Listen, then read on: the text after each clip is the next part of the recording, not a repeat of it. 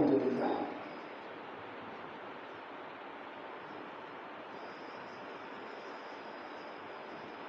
رب العالمين والعاقبة للمتقين والصلاة والسلام على سيد الأنبياء والمرسلين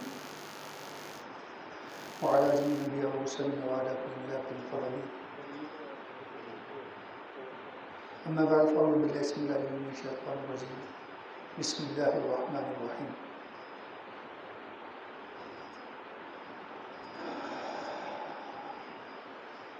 واعلموا أن الله يعلم ما في أنفسكم فاحذروه واعلموا أن الله غفور حليم. صدق الله العلي العظيم وصدق رسوله النبي الكريم الأمين الرؤوف الرحيم. درود و سلام پڑھ لیجیے.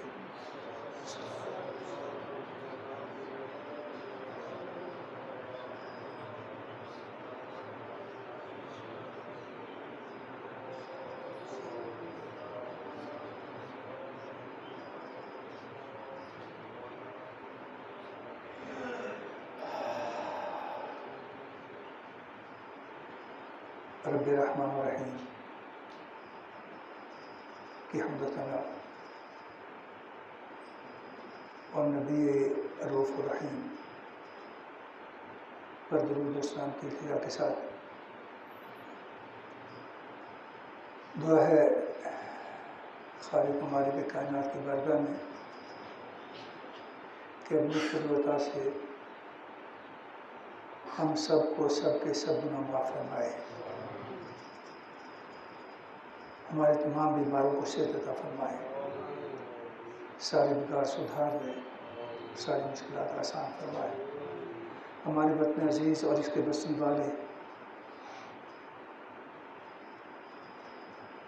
اہل ایمان کی مشکلات کو آسان کر دے. لاکھوں لوگ بلکہ کروڑوں کی تعداد میں جو پریشان حال ہیں، جن کے گھر،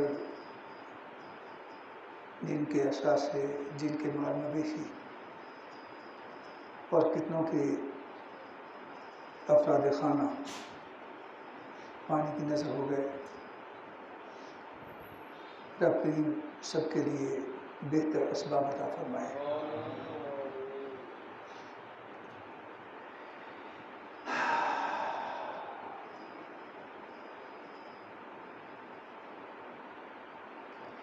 لگتا ہی ہے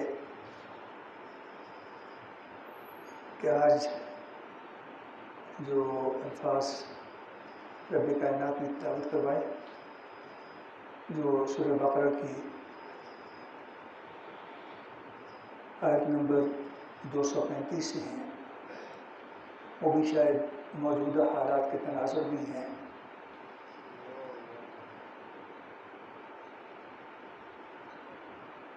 میں کہ وَاعْلَمُوا، اے قرآن کے پڑھنے سننے والوں،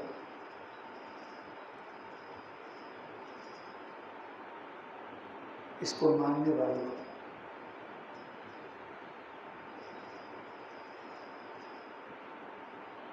اس پر ایمان رکھنے والوں، خوب اچھی طرح جان لو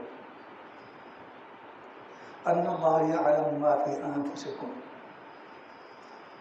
بے شک اللہ تبارک و تعالی بہت اچھی طرح جانتا ہے جو تمہارے دلوں میں ہے.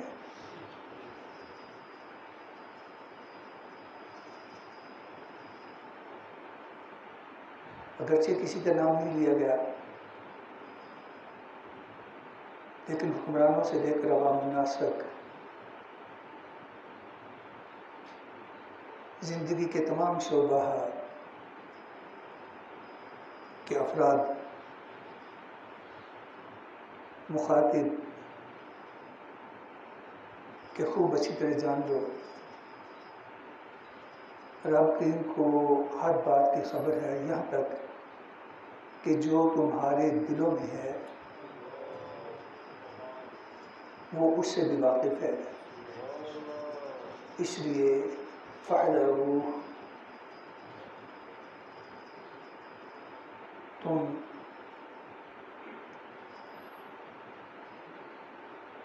اس کے عذاب سے، اس کی گرفت سے اس کی ناراضگی سے بچنے کی کوشش کرو۔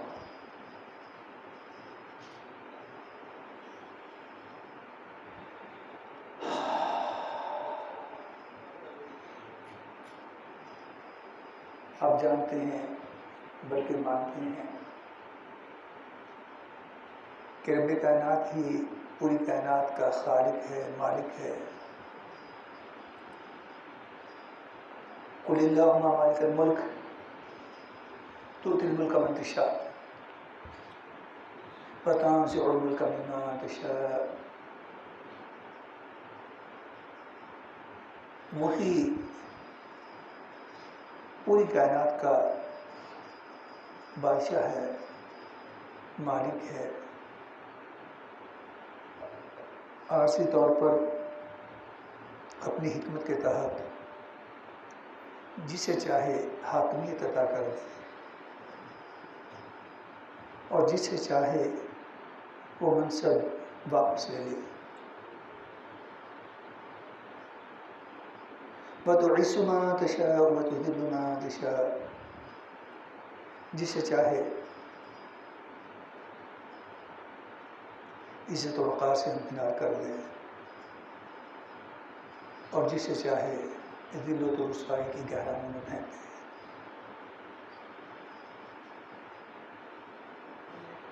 وہ سب کچھ کرنے پر قادر ہے۔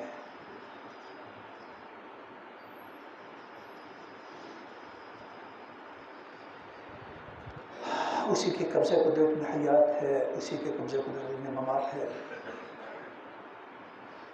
وہی رزق پر قادر ہے۔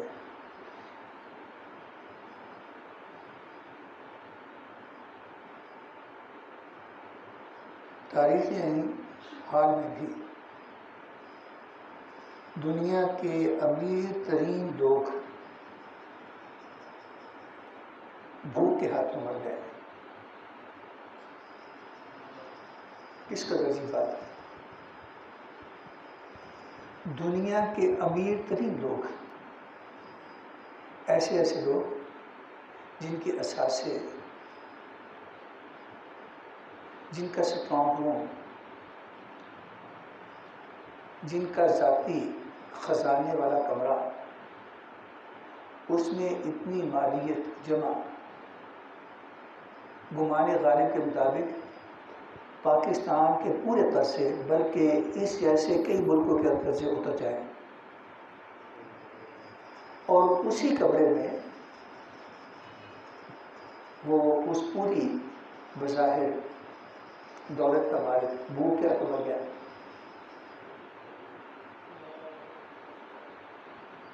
یہ بہت دور کی بات نہیں ہے، کچھ عرصہ پہلے کی بات ہے کہ دنیا کے امیر ترین لوگوں میں سے ایک شخص نے، جس کے پاس ذاتی جہاز تھا، ہوائی جہاز بھی، بحری جہاز بھی،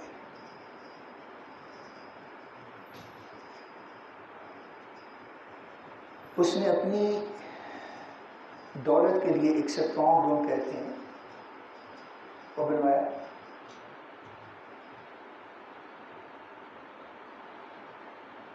اور ایک مرتبہ اس کا جائزہ لینے کے لیے کمرے میں داخل ہوا،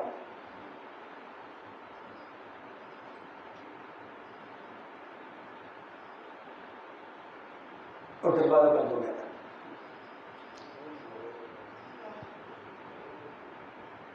وہ دروازہ اندر سے کھل نہیں سکتا تھا، اس کا میکنزم ایسا تھا۔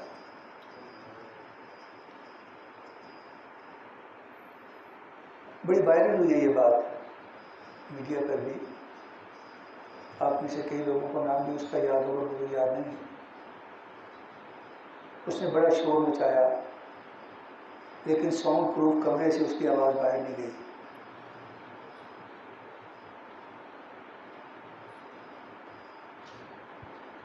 آہستہ آہستہ وہ انتہائی نکاہت میں چلا گیا، اپنے ہی جسم کو کاٹ کر چوسنا شروع کیا، اور بھوک کے ہاتھوں سینکڑوں اربوں خربوں کی مالیت کی کرنسی، ہیرے جواہرات کہ کمرے میں بھوک پیاس سے مر گیا، اور بہت دنوں بعد باہر سے کمرہ کھولا گیا تو اندر اس کی سڑی جلی لاش پڑی تھی۔ پاکستان کے اندر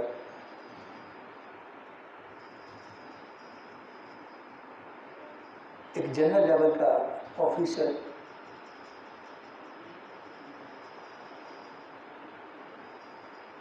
اپنے ہی گھر میں اسی طریقے سے بھوک اور پیاس کی شدت سے تڑپ تڑپ کر مر گیا۔ اس کے بچے باہر کے ملک میں تھے،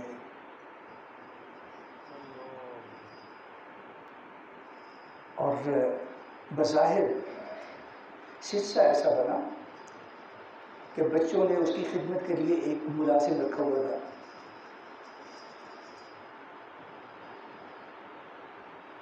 اور وہ آفیسر صاحب اپنی علالت کی وجہ سے چلنے پھرنے سے مجبور تھے۔ وہ وفادار ملازم ان کے لیے کھانے پینے کے لیے اشیاء لینے کو بازار کی طرف نکلا ہے تو اس کا ایکسیڈنٹ ہو گیا۔ اسے اٹھا کر ریسکیو کیا گیا، وہ ہسپتال جا کے مر گیا۔ اب کسی کو نہیں پتا کہ اس اعلیٰ افسر کا کیا حال ہے، نہ اولاد کو پتہ ہے نہ متعلقین کو پتہ ہے۔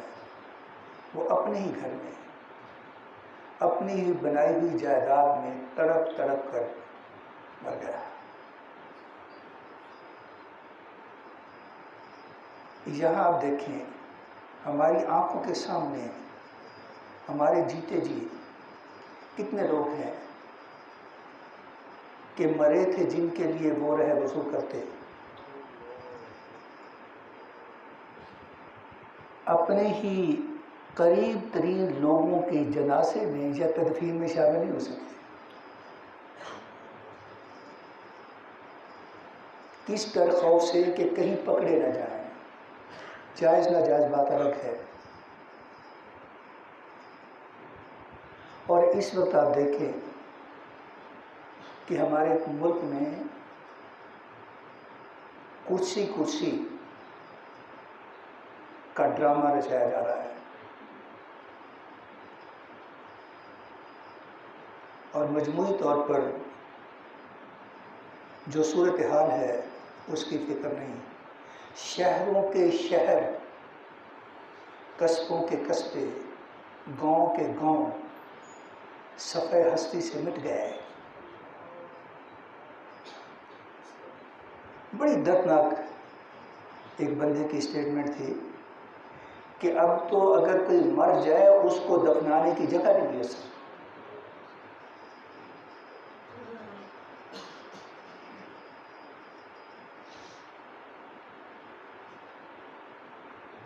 اور اپنی عدالت کی وجہ سے اگر میں اپنے آپ کو مورد الزام ٹھہراتے ہوئے آپ مجھے معاف کرتے، اپنی عدالت کی وجہ سے اگر آگے نہیں بڑھ سکا تو ہم بھی یہاں سے کچھ کسی کے لیے نہیں کر پائے، ورنہ کسی بھی حادثاتی صورت میں یہاں سے اللہ کے فضل و کرم سے خاصی بڑی مقدار میں کوشش کی جاتی تھی امدادی کارروائیوں کی۔ اور دکھ کی بات یہ ہے کہ مجھے بھی کسی نے نہیں کہا، ابھی تک کسی نے نہیں کہا کہ اگر آپ کی طبیعت ٹھیک نہیں ہے تو کسی اور کو ذمہ داری سونپ دیں۔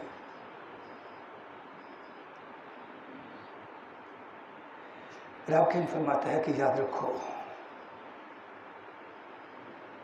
کلکم راعٍ وکلکم مسئول عن رعیتہ، تم میں سے ہر شخص اپنی جگہ پر حاکم ہے، اور ہر حاکم سے اس کی رعایا کے بارے میں سوال کیا جائے گا۔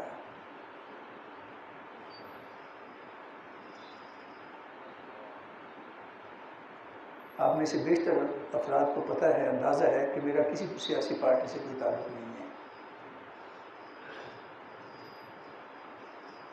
اور ہونا بھی کیسی ہے، بڑی قریب سے دیکھا ہوا ہے بہت سارے لوگوں کو کہ ان میں سے میجورٹی کی غرض و غایت محض کرسی ہے، ورنہ خدمت کے لیے بہت سارے راستے اختیار کیے جا سکتے ہیں۔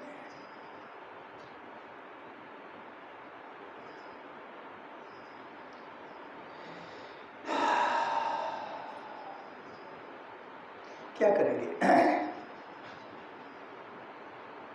کیا کریں گے؟ بڑی مشہور بات ہے، پاکستان ہی کے ایک فرد کو سال ہا سال مصنوعی طریقے سے زندہ رکھا گیا کہ اس کے پاس ایک کوڈ ہے، ایک بینک اکاؤنٹ کا کوڈ ہے، اور اس بینک اکاؤنٹ میں اربوں کھربوں پڑے ہوئے ہیں، مصنوعی طور پر زندہ رکھا گیا کہ کسی وقت اس سے وہ کوڈ پوچھ لیا جائے۔ اور مشہور بات یہی ہے کہ وہ کوڈ بتائے بغیر ہی دنیا سے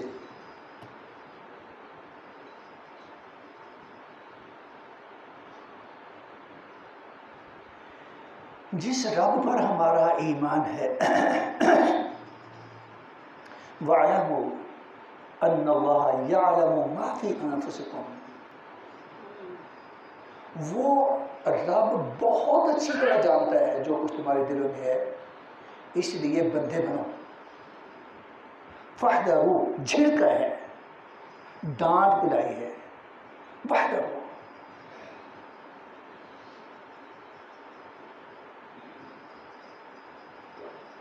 اس کی گرفت سے بچو قبل اس کے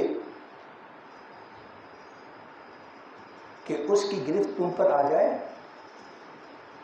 خود سے اپنے معاملات کو ٹھیک کرنے کی کوشش کرو، جس کا حق تمہارے ذمے ہے اس حق کو ادا کرنے کی کوشش کرو۔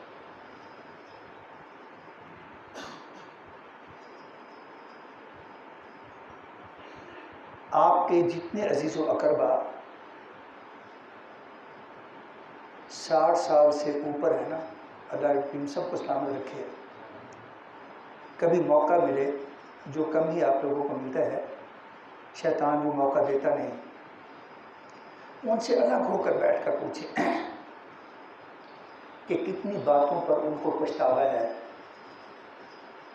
جس کا اب مداوا نہیں ہے، کتنی باتوں کا پچھتاوا ہے۔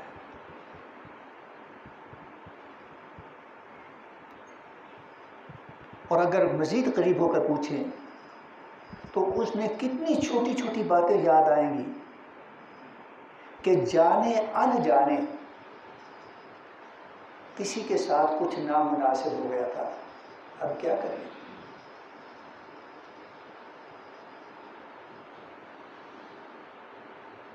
اب اگر ایک دہریہ ٹائپ شخص، دین کا دشمن، وہ کہتا ہے کہ یہ تو سب کچھ ہو رہا ہے، کہاں ہے رب کا نظام؟ سارے بدماش عیاشی کر رہے ہیں اور سارے محنت کش وہ محنت کی چکی میں پیس رہے ہیں۔ اللہ کریم نے فرمایا وَاعْلَمُوا، یہ بھی اچھے طریقے سے یقین کرو کہ ان اللہ غفور حلیم، اللہ تبارک و تعالی بہت بخشنہار اور بہت تحمل والا ہے، تحمل والا ہے۔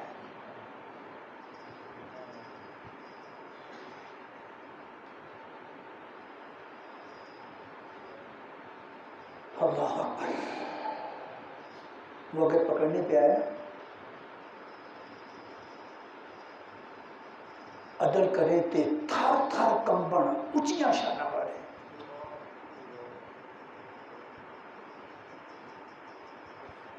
لیکن اس کی رحمت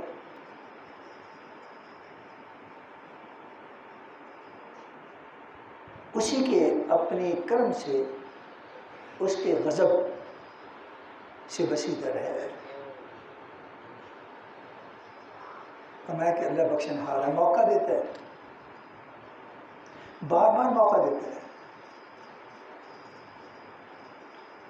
ہمارے انہی با اختیار لوگوں کو دیکھ لیں، کتنے کتنے موقع دیے ہیں.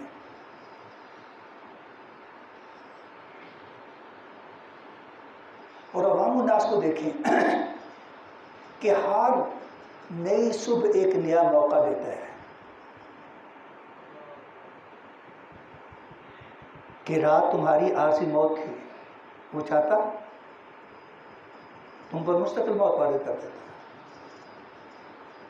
ایک نیا چانس ہے تمہارے لیے، ایک نئی اپرچونٹی ہے.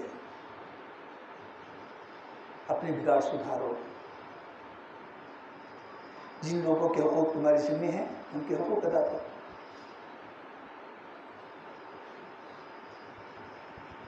کہا جاتا ہے کہ اگر پاکستان میں صحیح طریقے سے صاحبان ثروت اپنی زکوٰۃ صحیح طریقے سے دیانتداری کے ساتھ ادا کر دیں تو پاکستان میں جو معاشرتی غربت ہے یہ زیادہ دیر تک برقرار نہیں رہے گی.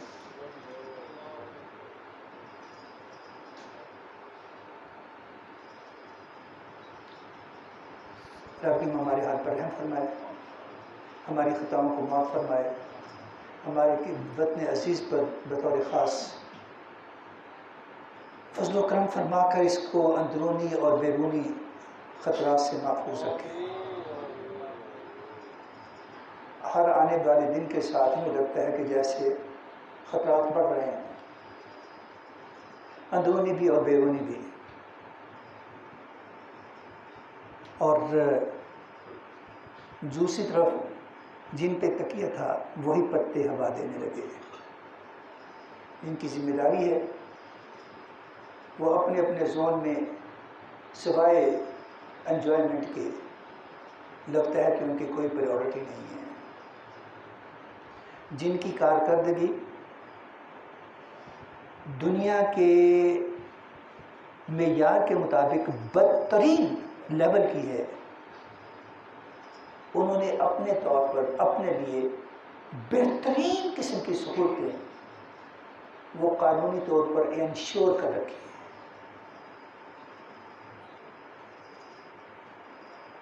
اللہ ہمیں معاف کر دے. اور وہ مقلب القلوب ہے، وہ مصرف القلوب ہے. ہمارے دلوں کو اپنی رضا کے لیے، ہمارے ذہنوں کو اپنی اطاعت کے لیے اور ہمارے اعمال کو اپنی خوشنودی کے لیے اپنے محبوب کریم علیہ الصلوۃ والتسلیم کی اطاعت میں آسان فرما دے.